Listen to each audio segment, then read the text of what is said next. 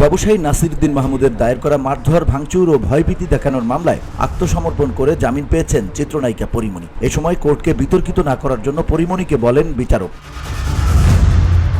সোমবার ঢাকার senior judicial magistrate Mohammad জুনাইদের আদালত শুনানি শেষে জামিনের আদেশ দেয়। এদিন সকাল 10টার দিকে পরীমনি আদালতে আসেন। 10:17 দিকে আদালতের বিচার কাজ শুরু হয়। এই সময় এজলাসের পেছনে একটি বেঞ্চে বসেছিলেন পরীমনি। তাকে আসামিদের ডকে যেতে বলা হয়।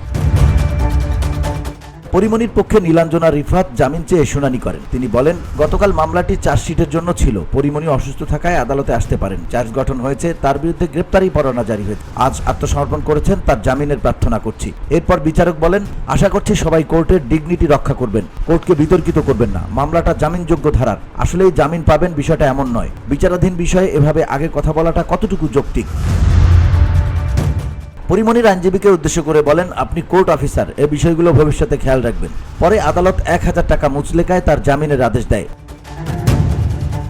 এর আগে গেল রোববার ঢাকার চিফ জুডিশিয়াল ম্যাজিস্ট্রেট মোহাম্মদ জুনাইদের আদালত এ আদেশ দিয়েছিল। এদিন মামলার চার্জ গঠন শুনানিতে পরীমনির হাজিরের দিন ধার্য ছিল। তবে তিনি হাজির না হওয়ায় তার বিরুদ্ধে এ পরোয়ানা জারি করে আদালত। পরীমনির আইনজীবী নীলাঞ্জনা রিফাত সুরভি এ তথ্য নিশ্চিত করেছেন। VOD Bangla news desk.